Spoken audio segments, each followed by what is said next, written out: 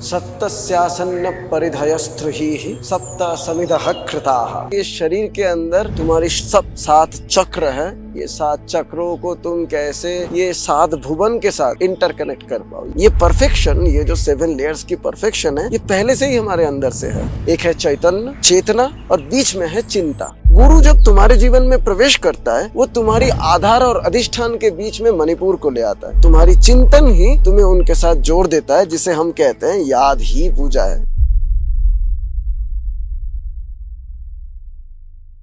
भारत में सनातन की जब से यौगिक चर्चाओं को शुरू हुई, तो वहाँ चक्र, मेडिटेशंस, 7 चक्र के बारे में बार बार चर्चा आई। शुक्ल यजुर्वेद में एक बहुत अच्छा मंत्र आता है, मुझे जहां तक याद आ रहा है, सप्तस्यासन्न परिधयस्त्रिः सप्त समिधः कृताः तेन देवा अजयन्तः साध्यारिषयश्चजेः।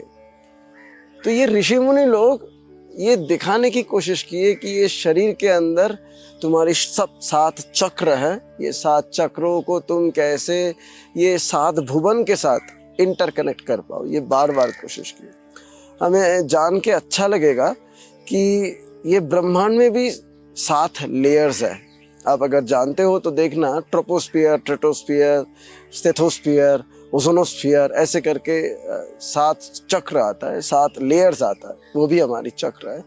और मिट्टी के नीचे भी 7 लेयर्स है, क्रोफेसिमा, निफेसिफा, ऐसा कुछ चक्र लेयर्स आता है। मिट्टी की भी क्लस्टर्स ऐसे आता है। तो ऋषि मुनि ने भी ये 7 चक्र हमारे शरीर में भी बनाए थे। अगर बाह्यिक रूप से देखें हम लोग इसको, तो भूर भुवः स्वः मह जन तप सत्य, और ये ऊपर के तरफ है, मिट्टी के ऊपर से आसमान महाशून्य तक, स्पेस तक है। मिट्टी से, जमीन से नीचे तक हमारे पास जो चक्र है वो है तल, अतल, तलातल, वितल, महातल, रसातल, पाताल। ये 7 चक्र आता है। तो ये 7 चक्र हमारी शरीर में भी ठीक है। हम लोग अगर देखें तो इस शरीर में भी मूलाधार है, मणिपुर है, स्वाधिष्ठान है, अनाहत है, विशुद्ध है, आज्ञा चक्र है, फिर ब्रह्मरंध्र है। अब देखो, तुम जब पूजन की चर्चाओं को कर रहे हो, तो यहाँ विशेष एक बात मैं कहना चाहूंगा। सही ढंग से पूजन हम कैसे कर सकते हैं? इसकी सही उत्तर यह है कि याद ही पूजा है। तुम अगर याद करना जानते हो तो तुम इबादत करना जानते हो, पूजा करना जानते हो। ऐसा नहीं कह रहा हूं कि बाह्यिक औपचारिक पूजा वो छोड़ देना चाहिए। हवन पूजन वो भी आवश्यक है, वो नैमित्तिक है, वो कोई निमित्त के लिए किया जाता है। परंतु अगर हमें अपने जीवन को उस मुख्य ऊर्जा के साथ, ये जो 7 लेयर्स ऑफ दिस यूनिवर्स ये है, इसके साथ अगर इंटरकनेक्टेडनेस दिखानी है, जोड़नी है, तो हमें वो क्रोनोलॉजिकल बैलेंस को समाज में तथा निजी शरीर के अंदर वो मैनिफेस्ट करना आवश्यक है। क्योंकि ये पहले से ही हमारे अंदर बैठा हुआ है। ये परफेक्शन, ये जो 7 लेयर्स की परफेक्शन है, ये पहले से ही हमारे अंदर से है। जैसे बाहर में 7 लेयर्स है, हमारे शरीर के अंदर भी ये 7 लेयर्स है। ये 7 लेयर्स पहले से ही है। सिर्फ हम इस चीज को जोड़ नहीं सकते, ना जोड़ना पाते। अब जो हमारी ईश्वर तत्व है, या जिसको हम कहते हैं शिवत्व या शिव कॉन्शियसनेस, जिसको आप लोग अपनी अंग्रेजी भाषा में कहते हो, ये शिव कॉन्शियसनेस को जोड़ने के लिए हम इससे पहले अभी ये बात रखने की कोशिश की कि शिव वो सिर्फ तुम्हारे श्रद्धा से, सिर्फ तुम्हारी तत्व से ही संतुष्ट होते हैं। शिव को कोई विशेष कुछ ऐसी चीज देना वो पसंद नहीं करते हैं, या उनको चाहिए भी नहीं कि तुम उनके लिए बहुत सी सिंहासन सजा के ले आओ। नहीं, शिव को वो नहीं चाहिए। शिव वो चीज में संतुष्ट होता है जहां तुम्हारी श्रद्धा है, जहां से तुम्हारी तत्व है। इसका अर्थ ये होता है कि ये ब्रह्मांड ईश्वर तत्व ने बनाया, या ये ब्रह्मांड को, ये ब्रह्मांड की सारे चीजों को ईश्वरीय शक्ति से ही बनाई गई है। ये सनातन की या ये कोई भी धर्म की मुख्य तत्व यही है, फंडामेंटल एथिक्स, टोपोलॉजी यही है कि परमात्मा ही ये पूरी ब्रह्मांड को, कायनात को बनाया है, ये पूरी यूनिवर्स को बनाया है, और लेयर्ड वाइज तरीके से एकदम बनाया है। तो अब अगर ये सारे चीज, सूरज, चंद्रमा, धरती, सारे चीज अगर परमात्मा ही बनाया, जल, फूल पेड़ पत्ते सभी, अगर ये सारी चीजें अगर परमात्मा ही बनाया, तो ये परमात्मा की बनाई हुई चीज हम परमात्मा को देके कैसे हम उनसे कुछ उनको संतुष्ट कर सकते हैं? कैसे हम सोच सकते हैं कि ये देने से हमारी कुछ अच्छा होगा? तो सबसे अच्छा बात ये है, परमात्मा वो चीज चाहता है जो केवल मात्र मेरे पास है या हमारे पास है। हमारे पास क्या है? क्योंकि ये हम अभी बोले कि ये पूरी सिस्टम, ये इकोसिस्टम ये उन्हीं की ही है। ये पूरी इकोसिस्टम अगर उनकी है तो हमारे पास केवल एक ही चीज होता है, वो है हमारी यादें। हमारी यादें ये हमें कई तरीके से भटकाता है।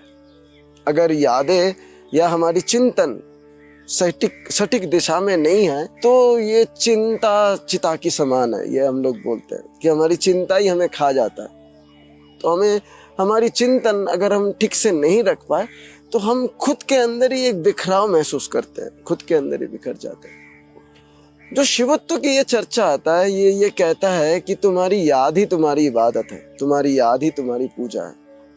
मतलब तुम अगर याद करना जानते हो उनको 24 घंटे में, कभी भी जब भी तुम्हें फुर्सत मिले, तुम अगर उनको याद कर पा रहे हो तो तुम उनकी सही पूजा कर पा रहे हो, तो तुम उनके साथ जुड़ पा रहे हो। तुम्हें अगर 1000 पूजा तुम कर रहे हो, हवन कर रहे हो, पूजन कर रहे हो, माला फिर रहे हो, तुम्हें अगर याद ही उनकी नहीं आ रही है, तुम्हारे दिमाग में कुछ और ही चल रहा है और इधर तुम हवन पूजन कर रहे हो, तो तुम्हारी वो पूजन मिथ्या है, कोई फायदा नहीं है। अब जो ये शिव कॉन्शियसनेस, इसको तुम अंग्रेजी में जो कहते हो, इसकी हिंदी में अर्थ ये आता है चैतन्य। तो हमारे ये जो शरीर है, इसकी मेन 3 अवस्था है, 3 फ्रेम है। हम आएंगे इस चर्चा में, अंदर में जाएंगे, पर इसकी 3 जो नाम है, ये 3 नाम ये है, एक है चैतन्य, एक है चेतना और बीच में है चिंता। जैसे मैं अभी अपनी चेतना से कॉशियस स्टेट में रहते हुए ये चर्चाओं को कर रहा हूं, अपनी चेतन अवस्था में बैठा हूं, एक्टिव मोड में मैं बैठा हूं, तो ये हमारी चेतन अवस्था है। हम ये चेतन कैसे बैठे हैं? क्योंकि मेरे पीछे या हमारे सबके पीछे एक चैतन्य, एक कॉशियसनेस वो है। वो कॉशियसनेस हमें हमारी आईक्यू को, हमारी सोच थॉट प्रोसेस को एक रैशनलाइज वे पे रख रहा है। बोल के ही हम सारे चीज को एक प्रॉपर एनालिटिकल वे पे तुम लोगों के सामने रख पा रहा हूं। तो हमारी वो है चैतन्य। अब ये चैतन्य जिसको हम शिव कॉशियसनेस कह रहे हैं, और ये चेतना जो ये हमारी एक्टिव स्टेट है, ये स्टेट इन दोनों के बीच में हमारी चिंता अवस्थान करता है। अब अगर ये चिंता हमारी विचित्र है, विक्षिप्त है, स्कैटर्ड है, इर्रेशनल है, इर्रेगुलर है, तो हम कभी अपने आप को कॉन्टेम्पलेट, एकाग्रचित्त नहीं कर पाएंगे। हम आपको कभी अपने आप को कभी कॉजिटेट नहीं कर पाएंगे, एक बिंदु अभिमुखी नहीं बना पाएंगे, कॉन्सेंट्रेट नहीं कर पाएंगे, गाढ़ा तरीके से नहीं रख पाएंगे। तो वो जो अवस्था है, जो ये चिंताओं को हम अगर बांध के रख पाए, तो ये बांध के रखने के लिए जो तरीका है, इसको हम योग में ये चक्र साधना कहते हैं। अब ये चक्र साधना की शुरुआत में हम ये दिखाना चाहे तुम लोगों को कि ब्रह्मांड में भी धरती के ऊपर, ये जमीन से ऊपर 7 लेयर्स है, जमीन के नीचे भी 7 लेयर्स है, तो हमारे भी शरीर में ये 7 चक्र है। अब अगर हम अपनी ये ध्यान योग के जरिए या ध्यानागत अवस्थित मानस जो तत्व है उसके जरिए अवांग मनस गोचरम, जिस तत्व के हम लोग ध्यान करना चाहते हैं, जो मन और वचन और अनुभूतियों की परे हैं, उनको अगर अपने अंदर सोचना चाहते हैं, क्योंकि वो पहले से ही हमारे अंदर है। हम यही बात बोले कि हमारी एक्टिव ये शरीर जो एक्टिव स्टेट है, जो कॉशियस स्टेट है, जो हमारे पीछे हमें इस दिशा में ले जा रहा है, हमें ये दिशा में सोचने के लिए रख रहा है, और हमारी चिंता, ये तीनों को अगर हमें एक फ्रेम में बांध के रखना है, तो हमें जो चीज करना है वो चीज का नाम है ध्यान। अब ये ध्यान यहाँ तत्वगत रूप से कई पंथा है, कई लोग कई तरीके से ध्यान की चर्चाओं को रखा है, पर अगर हम अपने अंदर ये शिवत्व को रखना चाहें तो उसकी एक सबसे आसान एवं सबसे सटीक तरीका वो है ध्यान, जिससे हम लोग अपने आप को ये ब्रह्मांड के साथ कनेक्ट कर पाए। एक छोटी यहाँ विषय मैं कह के जाना चाहूँगा। आदिगुरु शंकराचार्य जी ये दिखाने की कोशिश किए कि जो किताब में हमारी षट चक्र है या सप्त चक्र है, वो ऐसे हैं किताब में, पहले मूलाधार, फिर स्वादिष्ठान लिंग में, फिर नाभि में मणिपुर, छाती में बक्षदेश में अनाहत, कंठ में विशुद्ध और आज्ञा चक्र ललाट में, फिर ऊपर ब्रह्मरंध्र। पर जब गुरु परंपरा में आओगे या जब गुरुगतम स्थान में आओगे तो यहाँ देखोगे जो लिंग में तुम जिसको किताब में जान पाए हो कि वो हमारी स्वादिष्ठान है, तो वो तुम देखोगे कि वो स्वादिष्ठान नहीं है। लिंग में हमारी गुरु परंपरा में मणिपुर चक्र आता है और नाभि में गुरु परंपरा में तुम्हारी स्वादिष्ठान आता है। यानी गुरु परंपरा में ये ऐसे होता है कि मणिपुर और स्वादिष्ठान एक दूसरे की स्थान बदल देता है। जब तुम किताब पढ़ रहे हो तो तुम अभी जो जाने कि मणिपुर, मूलाधार, मणिपुर, स्वादिष्ठान, अनाहत, ऐसी जो प्रक्रिया तुम जाने, पर गुरु जब तुम्हारे जीवन में प्रवेश करता है वो तुम्हारी आधार और अधिष्ठान के बीच में मणिपुर को ले आता है। मतलब तुम्हारी मूलाधार रही, मूलाधार के ऊपर लिंग में वहाँ मणिपुर की स्थान आ जाता है, वहाँ स्वादिष्ठान नहीं होता है।